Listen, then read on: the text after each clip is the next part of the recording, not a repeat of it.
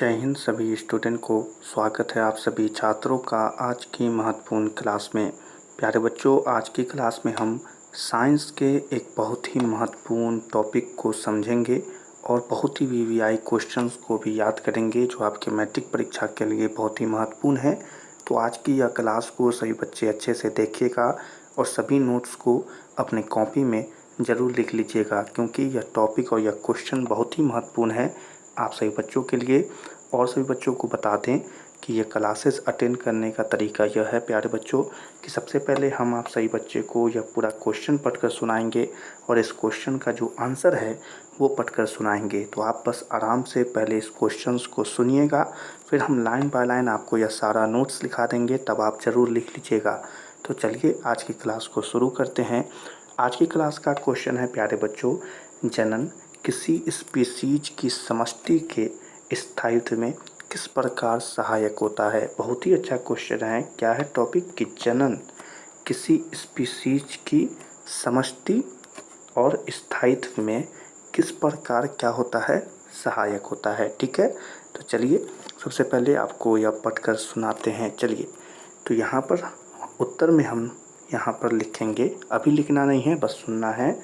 हम जानते हैं कि जीव अपनी जनन क्षमता के कारण ही जीवों की समष्टि परितंत्र में अपना स्थान अथवा अपना स्थान अथवा निकेत ग्रहण करने में सक्षम होते हैं। हम जानते हैं कि जीव अपनी जनन क्षमता के कारण ही जीवों की समष्टि परितंत्र में अपना स्थान अथवा निकेत ग्रहण करने में सक्षम होते हैं। आगे इस नोट में जो बातें हैं वो पढ़कर सुना देते हैं प्यारे बच्चों। इनसे यह भी सिद्ध होता है कि जनन के दौरान डीएनए प्रतिकृति का विरोध जीव की शारीरिक संरचना एवं क्या है, इनसे यह भी सिद्ध होता है कि जनन के दौरान डीएनए प्रतिकृति का अविरोध जीव की शारीरिक संरचना एवं डिजाइन के लिए अत्यंत महत्वपूर्ण है। डिजाइन के लिए अत्यंत महत्वपूर्ण है, जो उसे विशिष्ट निकेत के योग्य बनाती है। अतः किसी प्रजाति या स्पीसीज की समष्टि के स्थायित्व का संबंध सीधा जनन से होता है। तो इस क्वेश्चंस के यह आंसर है। चलिए आप सभी बच्चों को हम क्वेश्चंस और क्वेश्चन के जो आंसर है वो लाइन बाय लाइन लिखा देते हैं।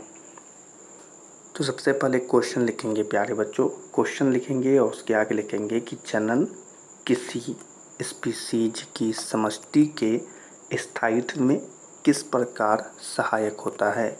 जनन किसी स्पीसीज की समष्टि के स्थायित्व में किस प्रकार सहायक होता है। ठीक है, चलिए अब आंसर लिखते हैं।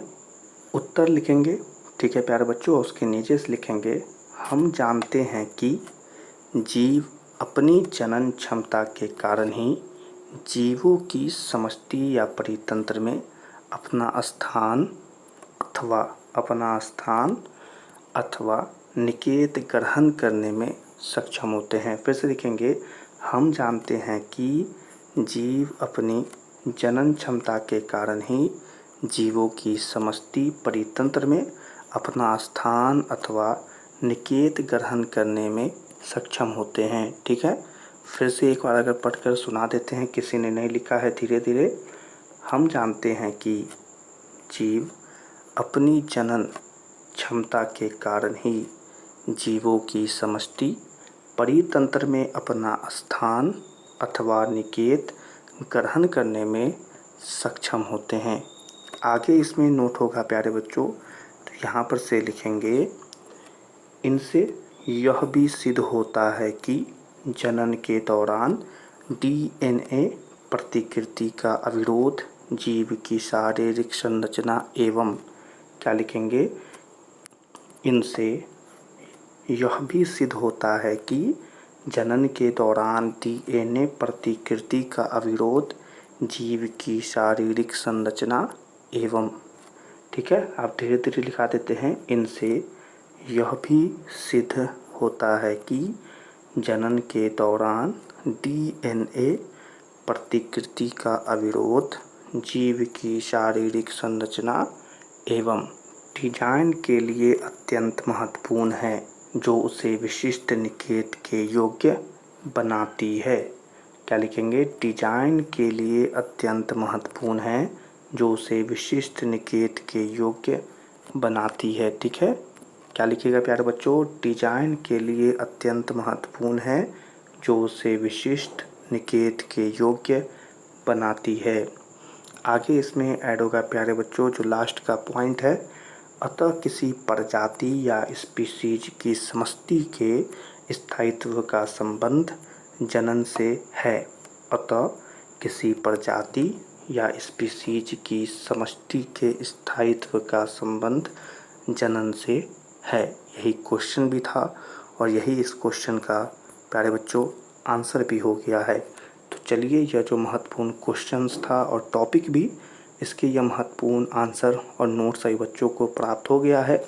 आप सभी बच्चों ने अगर लिख लिया है तो ये बहुत ही अच्छी बात है। अगर नहीं लिखा है तो इस वीडियो को पीछे कर लें या फिर से देख लें और धीरे धीरे इस पूरे नोट्स को ज़रूर लिख लीजिएगा, क्योंकि आपके मैट्रिक परीक्षा के लिए बहुत ही महत्वपूर्ण है। मैट्रिक परीक्षा में आने वाले यह प्रश्न भी है। तो चलिए, इसी क्वेश्चन और आंसर के साथ आज की क्लास को यहीं पर समाप्त करते हैं। यह क्लास पसंद आई हो तो इस क्लास को लाइक कर दें और अपने मैट्रिक परीक्षा 2025 के लिए चैनल को सब्सक्राइब कर लें, ताकि आपको महत्वपूर्ण ऑब्जेक्टिव और सब्जेक्टिव क्वेश्चंस आसानी से प्राप्त हो। सभी छात्रों से मिलेंगे अगली क्लास में। तब तक के लिए आप सभी छात्रों को जय हिंद।